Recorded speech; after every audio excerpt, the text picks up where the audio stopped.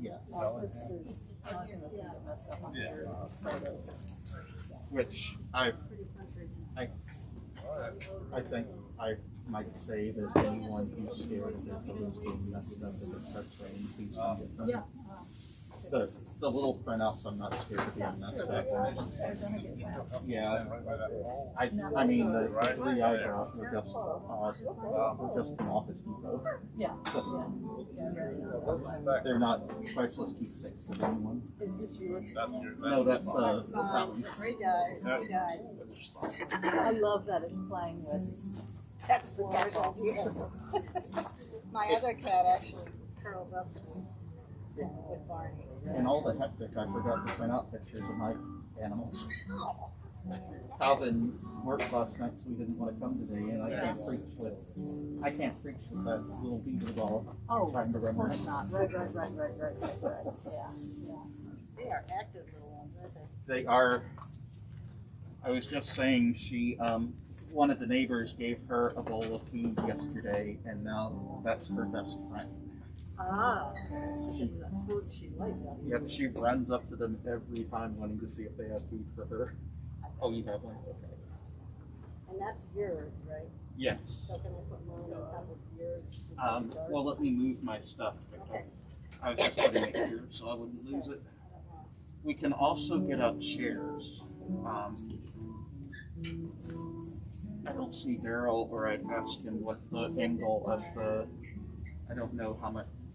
Oh, there he is. Hey, Daryl, where is a safe place for us to put our chairs so that they won't be in the shop today? Are you getting all of the altar in the shop? And on the other side of the table. On the other side of the table? Same place as last week? Yeah. Okay. So we sat over here last week, Sally. Oh, okay.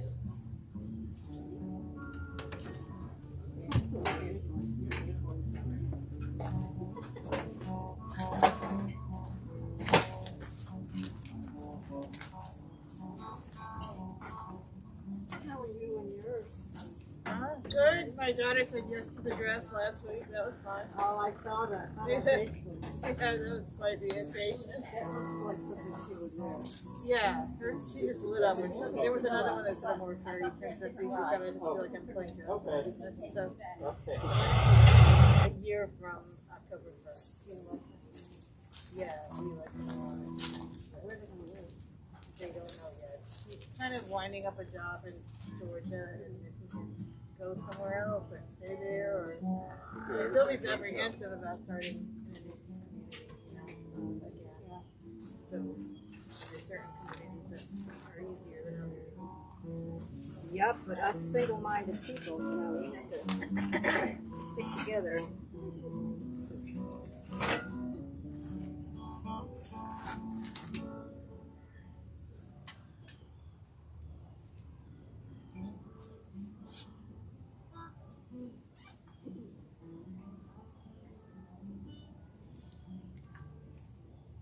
You do the president after the. Yeah. Yes.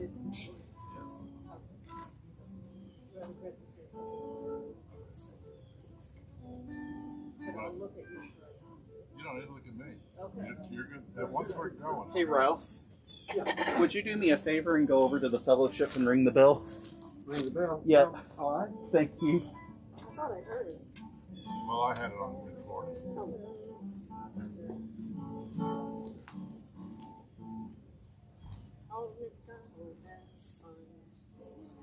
How many verses are you singing? I'm not singing. 4. 4. They go by really fast.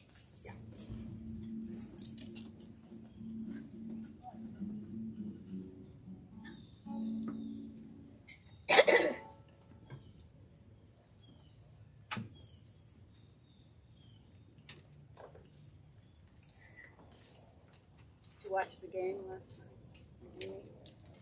I detest football. Oh, so no. It was something else. I don't normally stay up till midnight, but I managed. That was a late start. Yeah, it went late. I know. It started late for the other day. So you want to speak right into the microphone.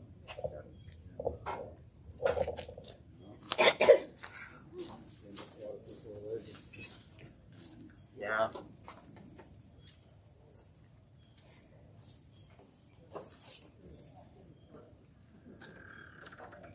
So, Chris, I sit over there when we're waiting. Yeah. Things are going on. Yeah. And now you can go ahead, as soon as Ralph's done ringing the bell, you can go ahead and do the welcome. Yeah. To all our 6 people. There's Jerry.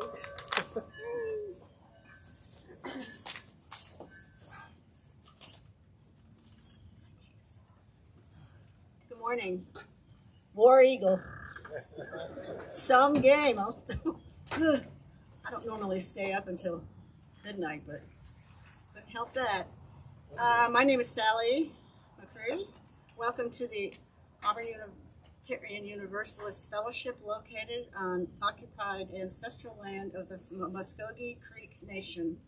My name is Sally McCreary, and I will be serving as service associate this morning. Some of us are bringing our best selves to this space, and some of us are bringing our struggling selves, including pieces we might be ashamed of. All of us are welcome here, and all of us are loved. Some of us have already open hearts, and some of us aren't quite there yet because our hearts have gotten a little beat up this week and might have forgotten how to trust and be open. Your heart is welcome here, no matter how bruised. We welcome you among us. All of us are imperfect, but we're here to drop our defenses and trust that what happens in this space is powerful and life-giving. Together we affirm that this day and our being together can make each of us braver, more compassionate, and wiser than when we woke up this morning. We welcome you here. On behalf of the members of the fellowship, I extend a special welcome to all visitors who are joining us for the first time, and to those of you who are still visitors. If you have not already done so, please fill out our visitor book at the front near the graders, or digitally by visiting auuf.org/visitor. You may also contact our minister, Reverend Rothbauer, at minister@auuf.org with any questions or concerns you may have. As we prepare for our services this morning, please remember to turn off your phone and other electronic devices to silent.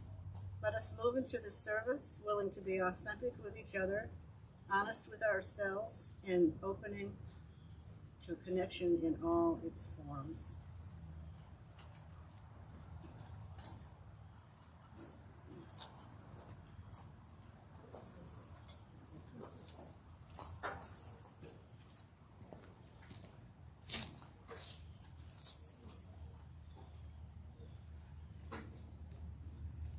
Our opening words are from Ian W. Riddell.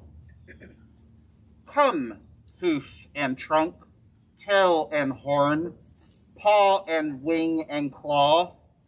Come, bird and reptile, mammal born, all fur full of nature's law. Bring bark and crow and ribbit too, and silent stare and hiss. Bring purr and trill and warble too, and voice no ear can miss. We gather here, each life and all, to celebrate and sing, to honor creature large and small. 'Tis holiness we bring.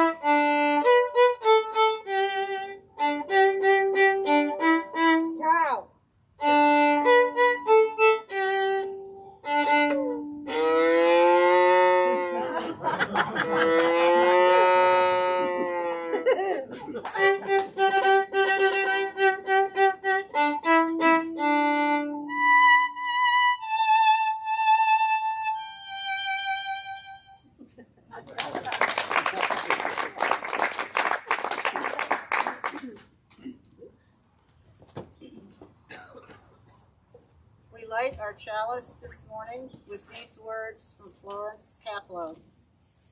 We light this chalice in honor of the animal realm, furred and hooved, two-legged, four-legged, many-legged, fanged and clawed, gentle and fierce, wild and tame.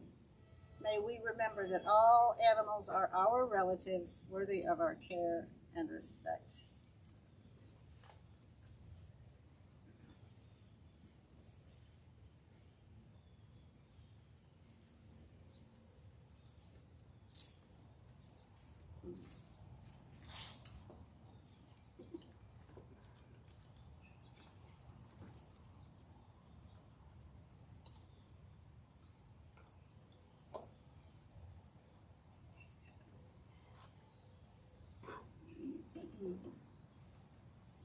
As is our tradition, we also light a candle in solidarity with those families separated at our southern border.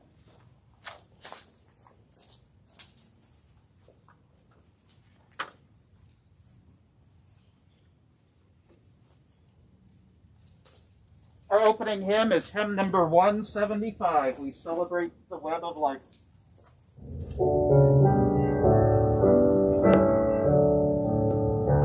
We celebrate the web of life, expected to be seen. For we can see divinity in every living thing. A fragment of the perfect soul, descendant quail. As touching mighty barnacle, as in the great blue whale. Of ancient dreams we are the sum, the most stone to star. And find our future worlds to come, with worlds that were and are. Respect the water, land, and air, which keep all creatures blood. Protect the lives of all that share the glory of the earth.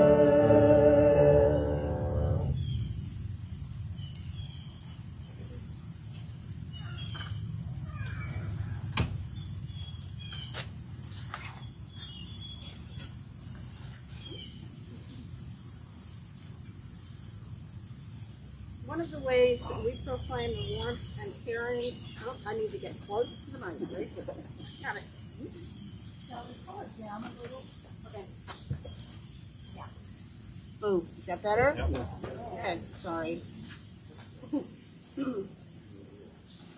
One of the ways that we proclaim the warmth and caring of our community is by sharing our joys, concerns, and milestones.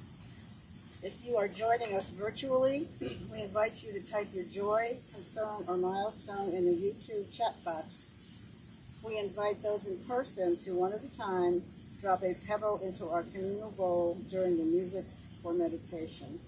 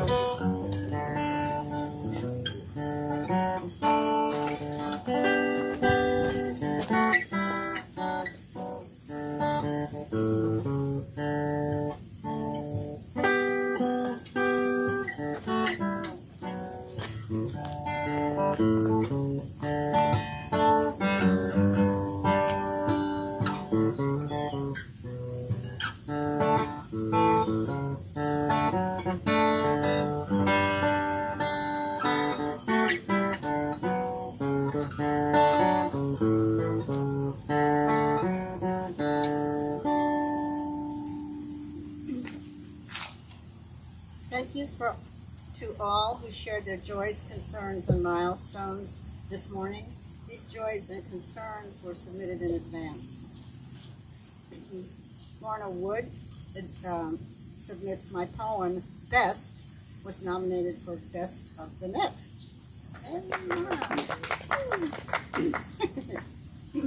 Jamie Marchand has a concern. The first anniversary of our son's murder is next week. We could use positive energy.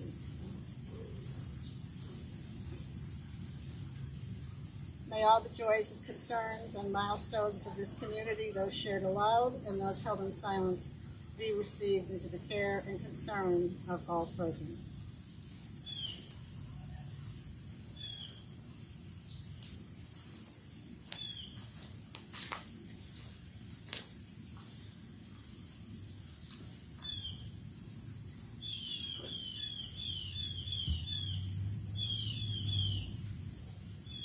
Please join me in the spirit of meditation in whatever way feels right with these words from Thomas Rhodes. You birds of the air, hawk, sparrow, and laughing jay, you embody freedom itself. Delight us with your song, astound us with feats of migration. Grant us your perspective, for too often our horizon is limited, and we are blind to the full results of our actions. You worms of the earth, ants, beetles, spiders, and centipedes, you are the essential but oft-forgotten strand in nature's web. Through you the cycle is complete. Through you, new life arises from old. Remind us of our humility, for the wheel of life does not turn around us.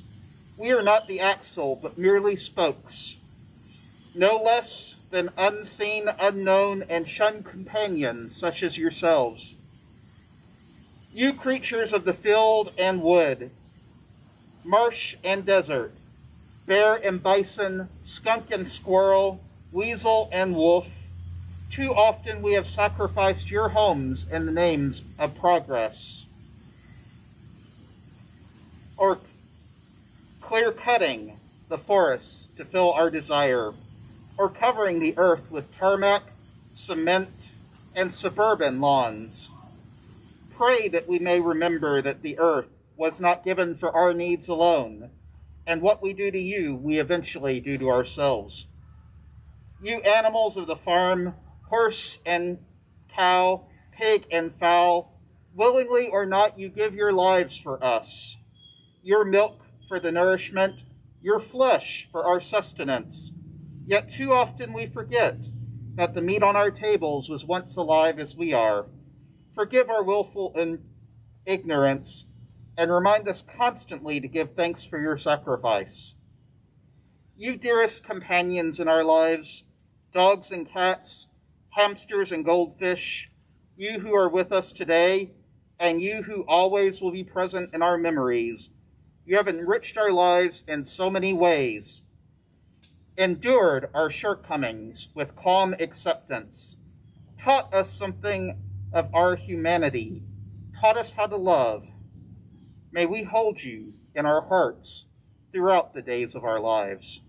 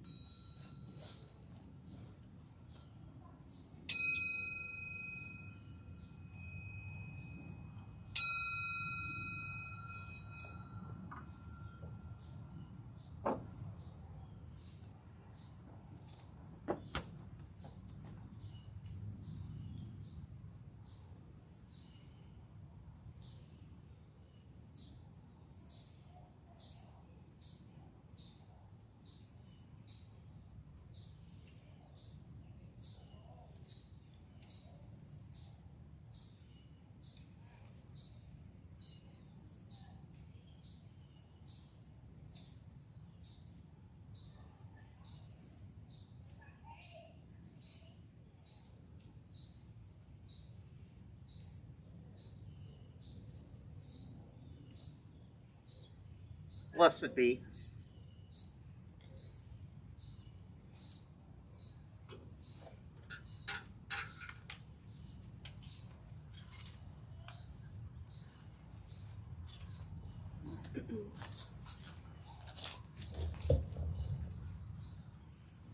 The offering that we take each Sunday isn't just a stale habit.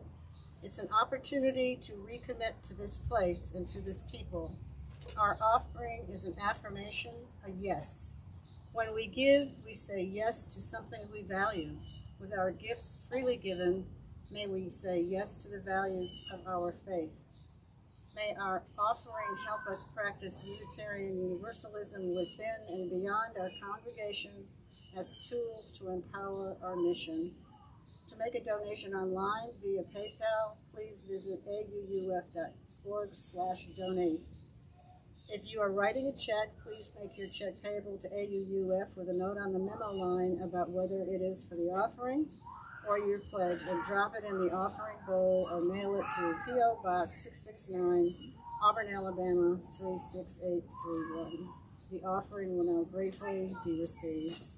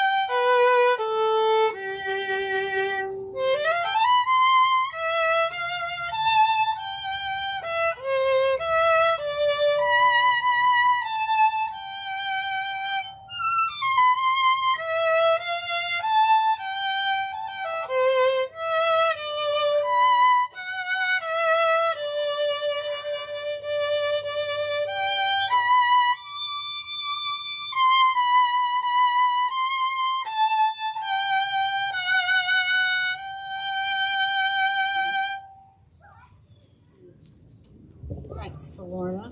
Can you all hear me okay? No? Now we can. You can now? Yeah. Okay. I do what? What? Use my outside words. Okie doke. This is a reading by Marilyn Robinson.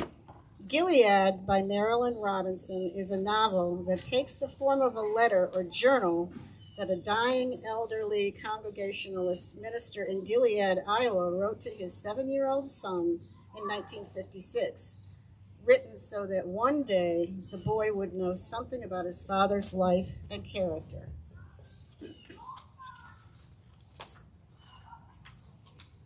In this passage, Reverend John Ames reflects on a moment from his own childhood. Now, this might seem a trivial thing to mention considering the gravity of the subject, but I truly don't feel it is. We were very pious children from pious households in a fairly pious town, and this affected our behavior considerably. Once we baptized a litter of kittens. It occurred to one of the girls to swaddle them up in a doll's dress. There was only one dress, which was just as well, since the cats could hardly tolerate a moment in it and would have to have been unsaddled as soon as they were christened in any case. I myself moistened their brows, repeating the full Trinitarian formula. Their grim, old, crooked-tailed mother found us baptizing away by the creek and began carrying her babies off by the napes of their necks.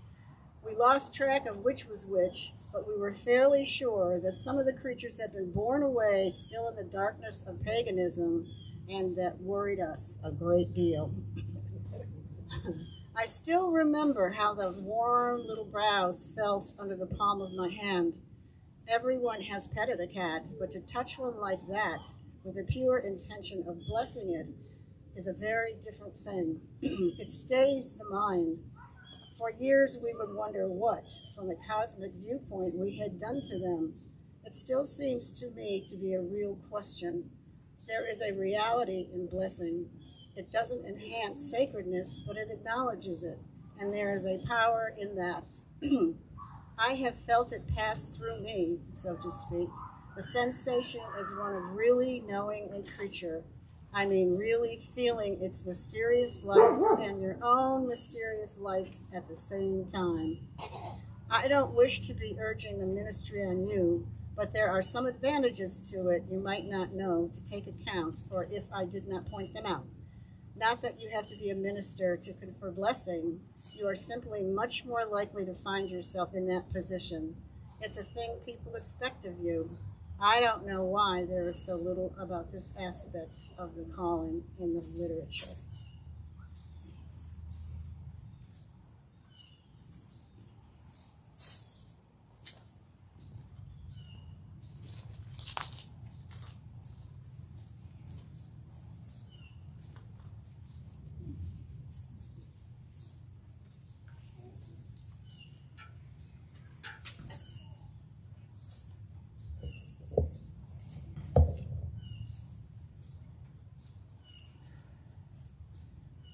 Animals have been a part of my life about as long as I can remember. When I was a kid, we seemed to always have dogs running around our house. And in my teens, I learned to appreciate cats, who, though different from dogs, I learned could be just as loyal as my canine companions. I even tried my hand at taking in other species, like hamsters and even hermit crabs. I think my mother could still kill that fourth grade teacher to the day she died who let me buy that hermit crab on a field trip. The hermit crabs certainly weren't as cuddly as dogs and cats, but still, they were there. In fact, the only time I really didn't have animals in my life was in my late 20s and early 30s when college and overseas travel made it impractical. And that was remedied as soon as I started my first solo ministry.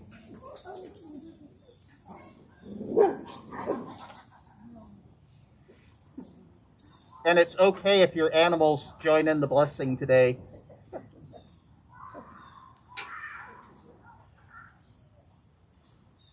My mother once told me that she was convinced I'd one day become a veterinarian because of how much I adore the animals in my life.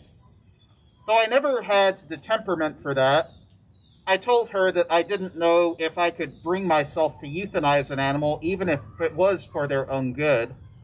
It does speak to the attitude I've had throughout my life. In dominant society, animals are things, owned by people and useful only as so far as we need them. They are ours to do with as we please. All of this is supported by hundreds of years of philosophers pushing the limits of human uniqueness. The French philosopher René Descartes, for instance, proposed that animals were essentially machines. Though they appear to feel and think in similar ways to humans, Descartes reasoned that this is an automatic response, one created to make humans more comfortable with them. So if your animal looks like he likes you, it's just doing it to make you feel comfortable. Thus, animals don't feel pain. They don't have hopes or dreams or desires in the same way we do. This line of reasoning means that we can treat animals in whatever way we like, without moral guilt. And consequently, human-animal bonds are at best just all in our head, because the animals really don't feel anything for us. This played out in my home life too. Animals had a way of leaving my home when they became inconvenient. There are still 2 Brittany's and a Beagle who disappeared suddenly from my life when they turned out to be poor hunting dogs. And other dogs who needed remedial potty training were treated like burdens instead of beloved members of our family. Even in adulthood, I used to hear from some family members about how dogs and cats were meant to roam outside, no matter the temperature or weather, and didn't belong indoors. The problem is that anyone who spends any amount of time with animals knows that they are much more than machines, much more than things we can treat however we want. Some of my favorite books as a kid were about the bond between humans and animals. Books like The Call of the Wild, Where the Red Fern Grows, Old Yeller, and Socks normalized the human-animal bond in ways that now seem countercultural.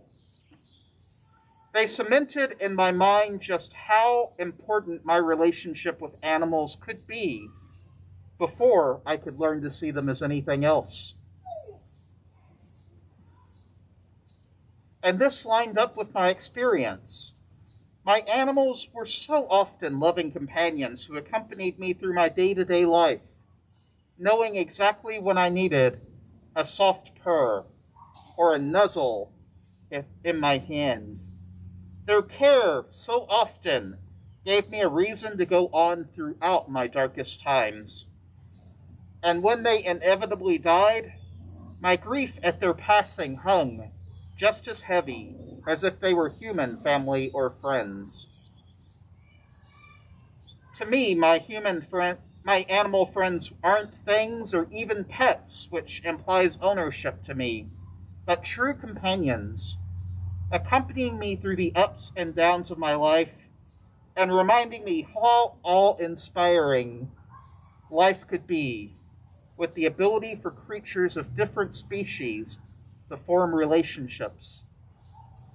They awakened in me a sense of reverence towards the natural world that reminded me that I am never alone, that I am surrounded by a menagerie of life that testifies to my belonging to an interdependent web of life. For I am convinced we need animals as much or more than they need us.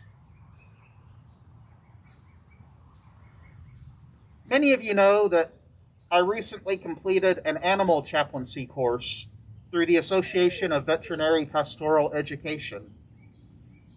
One of the things that struck me during my studies was how dominant societal attitudes lead to harm when someone doesn't feel safe to express the emotions they feel for their life companions.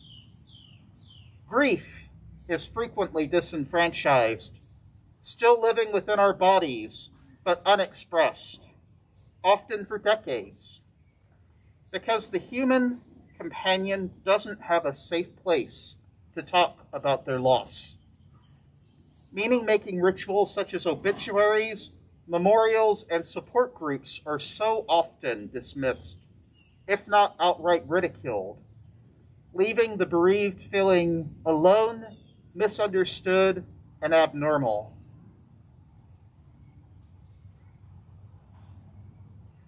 Yes, so often people fail to find support for their animal relationships among our cultural institutions.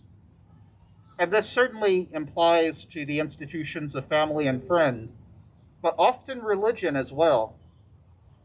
I know that was my experience. My love for my animals as a child was dismissed by the church when I was a kid. And I was told that my animals weren't going to heaven because they weren't human. I pretended to accept this answer, but inside, I wondered why heaven was such a great place to be if the creatures who gave so much of themselves for me wouldn't be there. What I propose is that we need to integrate animals into our circles of concern. What would it be like if our society behaved as if our thoughts and actions about non-human creatures mattered? What would it be like if our lives with our animal companions was honored in ways that were synchronous to how we value our relationship for our human friends? What if there were culturally approved ways to mark our lives and express the emotions that come up in the unfolding of our journeys together? I am convinced that Unitarian Universalism can be an incubator where the sort of reverence needed to effect this sort of systematic change can happen. Indeed, I've heard some stories from folks who have been members of this congregation about how that's already happening. See, what I've realized over the years is that my early experiences with animals molded me to being open to see them as capable of so much love, with needs as real as my own and a richness of spirit that's waiting to be discovered. What if we saw them not as lower life forms, but just as different beings, beautiful in their own right, with so much to teach us?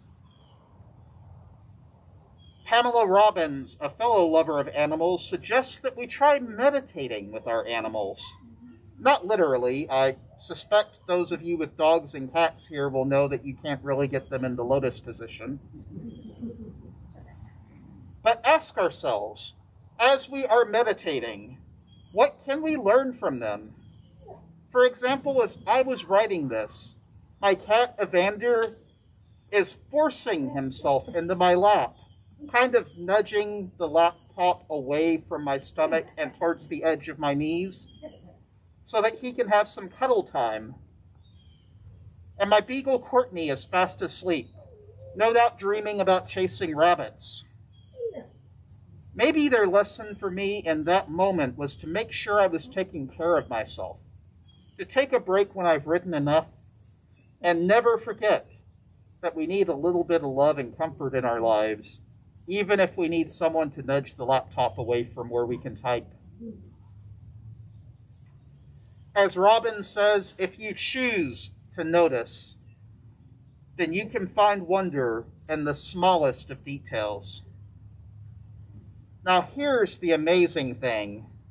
Once I learned to really see my animals, I can't think of them as anything short of sacred creatures, with the right not just to existence, but to happiness that I and other humans share. Like any other companion, my animals have needs of their own that must be fulfilled for them to be happy. And I consider it a great honor to be able to journey with them. As French poet Anatole France once said, until one has loved an animal, a part of one's soul remains unawakened. Once I have admitted that animals have an existence that's a means in itself, and once I admit I have something to learn from them, it's a whole lot harder to treat them as disposable, as things beneath me.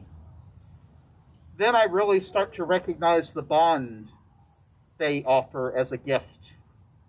One with the potential not only to transform me, but everyone I come in contact with. Because as St. Francis of Assisi realized, excluding our animals from our circle of care makes it much easier to exclude humans as well. To truly build a world where all are valued, it is imperative that we see everything on earth as having an existence not just for the benefit of humans, but in themselves. In other words, that the web of life may continue on. And maybe that's the greatest gift we receive when we open our hearts to animals. The realization that love is not a finite resource. There's so much of it on this planet to give and receive, and an abundance to give, both to our human and non-human friends. Am I anthropomorphizing them? Maybe a little bit. And that's okay, because I will never believe that when my mother died and my beagle crawled into my lap and licked my tears away, that there wasn't some type of bond going on. I realize that what I propose today is nothing short of a radical paradigm shift in how we view other living beings. I'm convinced, though, that in this age of climate change and disaster, learning to look at animals as if they matter may be one of the easiest ways to cultivate compassion in the world that may just save us all. May it be so.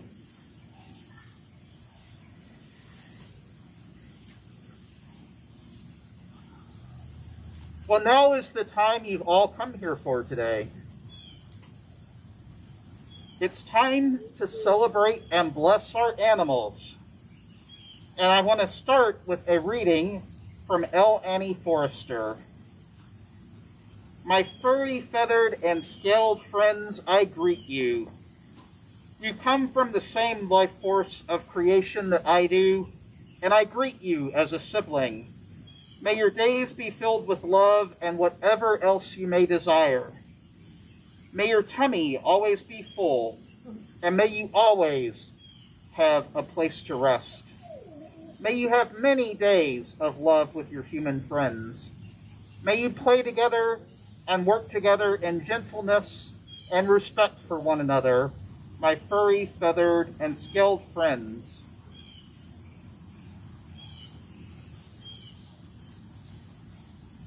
So, in just a moment, I'll invite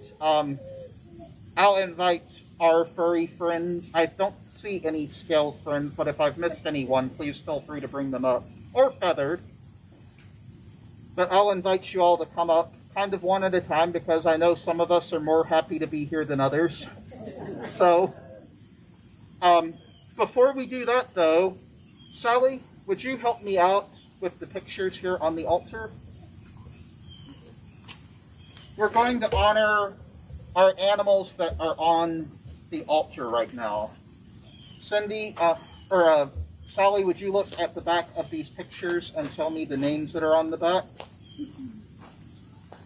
This is Terry. This is Vishnu.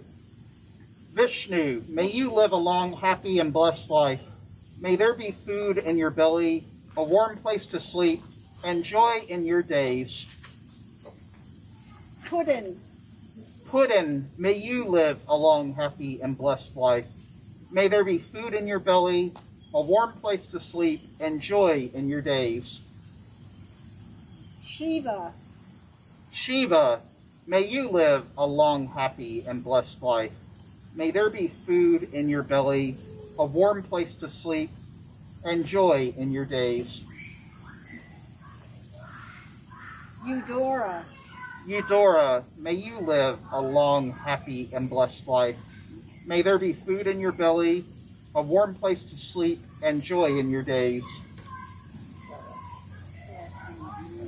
Bandy.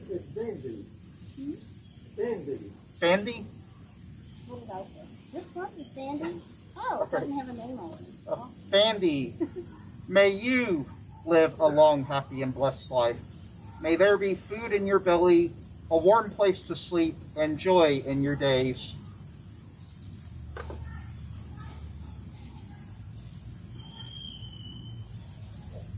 Tuxie. Tuxie, May you live a long, happy, and blessed life. May there be food in your belly, a warm place to sleep, and joy in your days. Gabrielle. Gabrielle, may you live a long, happy, and blessed life. May there be food in your belly, a warm place to sleep, and joy in your days.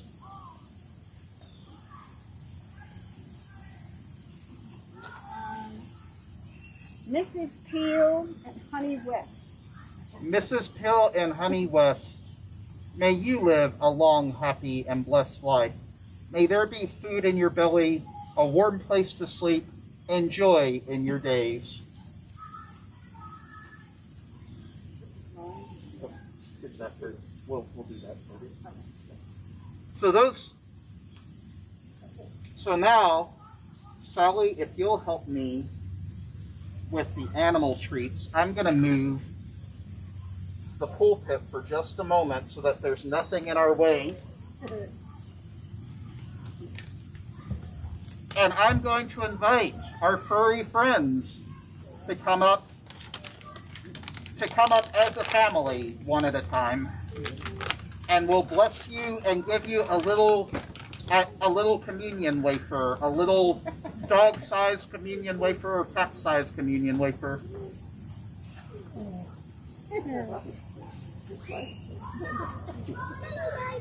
Oh gosh, she's so beautiful. Oh. Camilla, who is this? This is Eva. Eva? Eva. Okay. Eva, may you live a long, happy, and blessed life. May there be food in your belly, a warm place to sleep, and joy in your days. Probably not. Probably generally. Oh, okay. We'll just pretend. Thank you very much.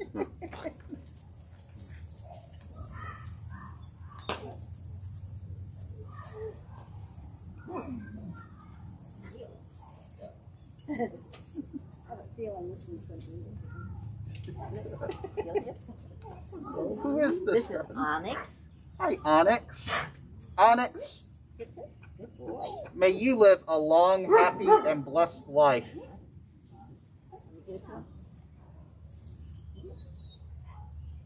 Sure, we'll think about it. May you live a long, happy, and blessed life. May there be food in your belly, a warm place to sleep, and joy in your days. Thank you. Let's go. Good boy.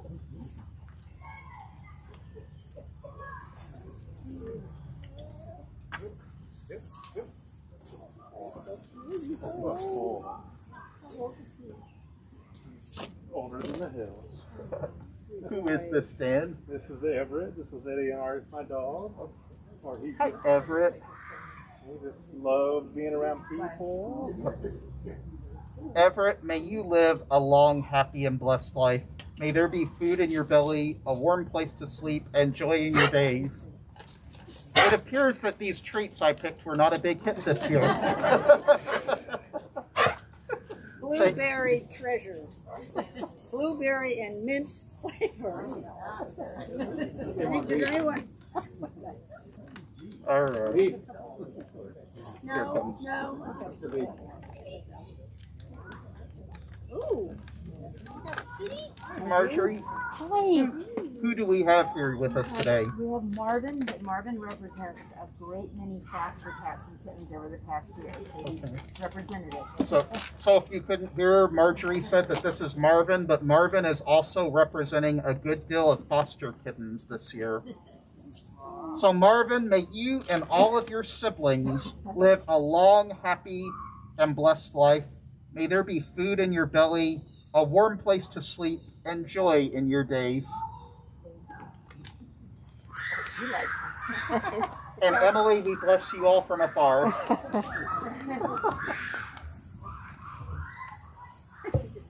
If you're on YouTube and you didn't get to send in your picture, please feel free to type in the name of your animal in the chat box, and we'll say a little blessing for them from afar.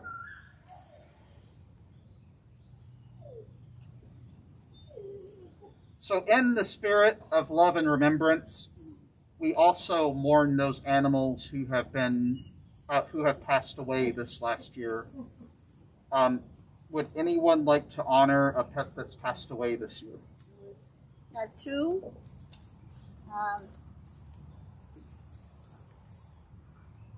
This is Sassy. She was 13 when she became ill. She was a feral, wild, crazy little kitty who was bottle fed because she couldn't take care of herself. And I don't know if you know, but bottle fed kittens don't do well socially. So she was probably the biggest bitch cat I have ever met in my life. But she was wonderful, you know, and she passed very peacefully. So.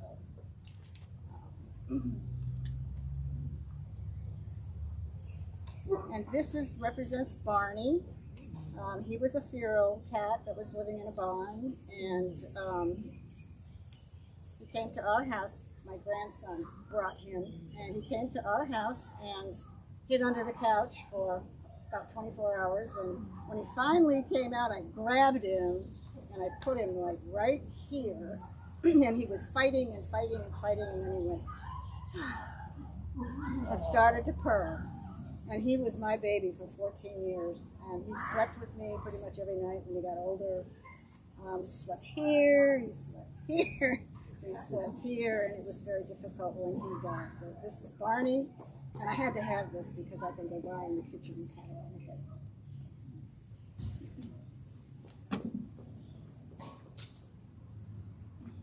Thank you, Sally. Would anyone else like to honor an animal who's passed away this last year? Yes. Go ahead. My neighbor's dog, border collie died in the farm accident this week. Oh.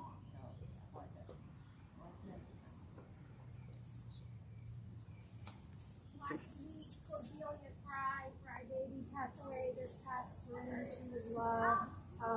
And I have a new kitten so that my puzzle is complete again.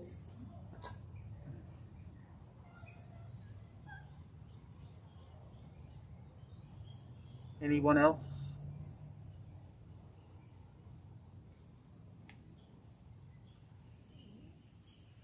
In the spirit of love and remembrance, we mourn and honor these animals' names. In life, they embodied the oneness of all things. In death, they bear witness to love beyond bounds of race, kin, or species. This is a love with which it is tasked upon us to unite, heal, and consecrate. From the stars we have come, from the soil do we spring, to the earth do we return. Ever and always are the ways of life, love, death, and eternity. Let us neither forget nor forsake the riches given unto us in lives and in love. Let us rejoice in kinships of the Spirit. Indeed, let us shed tears of remembrance. But let us also give bounteous thanks for all life which blesses us. Blessed be. Our animal blessing for the year is closed, and we conclude today with hymn number 409 in the gray hymnal, The Lone Wild Bird.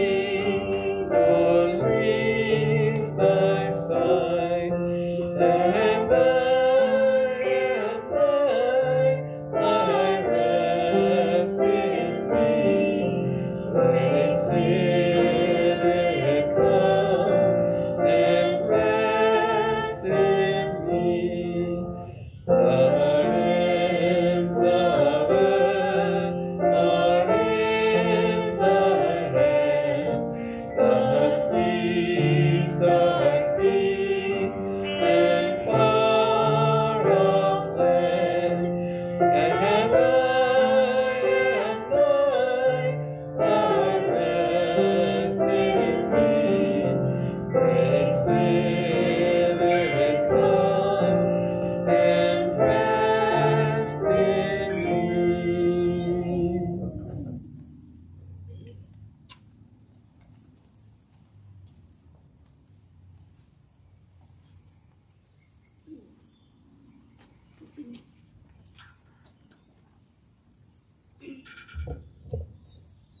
please join me in extinguishing our chalice. You will find the words in your order of service. We extinguish this flame, but not the light of truth, the warmth of community, and the fire of commitment. These we carry in our hearts until we are together again.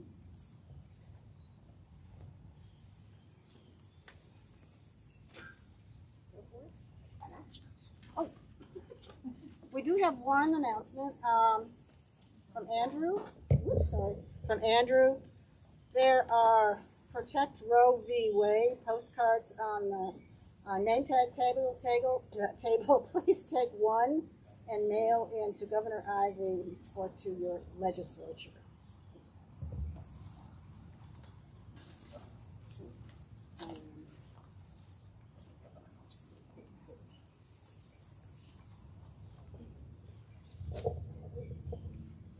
Just a couple of reminders. The Ross family wanted to make sure that you all are aware that Janice's funeral is this Saturday at 11 a.m. at the Pebble Hill, which is just up the road here on DeBar de Liban Street. Everyone from the fellowship is invited. It is a game day, but we're really hoping that they put it in the evening. So I know Conrad and their children would love to see you all there for Janice's funeral. And the week after that is going to be Eddie Pete's funeral here on the grounds. So I know Dan would appreciate anyone who would love to come and celebrate Eddie's life. Please join me now for our sung benediction.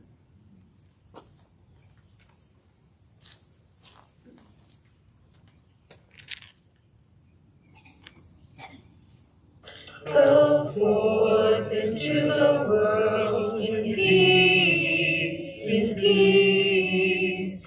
Be of good courage, hold fast that which is good, Lord. Go forth into the world in peace, in peace. Love all people rejoicing in the power of the Spirit.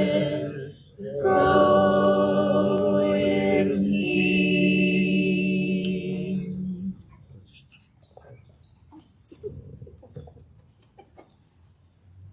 Our benediction is from Maureen Killoran. For the blessing of our animal companions, we give thanks. For the beautiful ones, those whose fur is silky and whose tails are long, whose feathers are brilliant or whose voices are splendid, we give thanks. For the frantic ones, the runts and the hungry who run for a food bowl or pat as though this is life's last possible gift, we give thanks. For the obnoxious ones, the heads that butt against us as we're trying to sleep, the bodies that refuse to learn discretion as they make digestive gifts, we give thanks. For those who bark and purr and growl and mew, for all who squeak and squawk or snarl or hiss, we give thanks. For the animals unknown to us, those whose niche in life's web is fragile, whose lives are insecure, for all who care for them and wish them well, we give thanks. Blessed are the animals. Blessed are the creatures who live with us and need our care. Blessed are the mammals and the reptiles and the birds who teach us we are not alone. Blessed are all living things from whom we learn to love. Amen. Blessed be, and go in peace.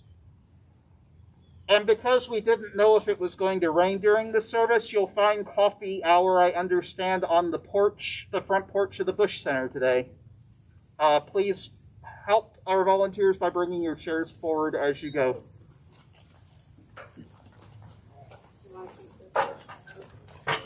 You can pass it.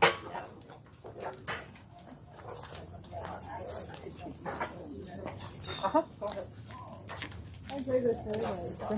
I've been reading the book about consciousness, and the survey like the Descartes idea was because they thought that consciousness was in the cortex. So they thought like animals did not. But that book says, consciousness is really in the brainstem and the other parts are really deep. It's like dogs and dogs and cats and even maybe insects have an idea of what it's like to be me, you know. So I thought it was really interesting. That is fascinating. Yeah. I remember reading Descartes as an undergrad, and I was not the only one sitting there going, what in the world is he talking about? Right, apparently everybody thought, this is big thing, the cortex, only we have it. Everything must be there, but it's really secondary to the drive. Yeah. Anyway, I just wanted to check that it was 11 o'clock. Of course.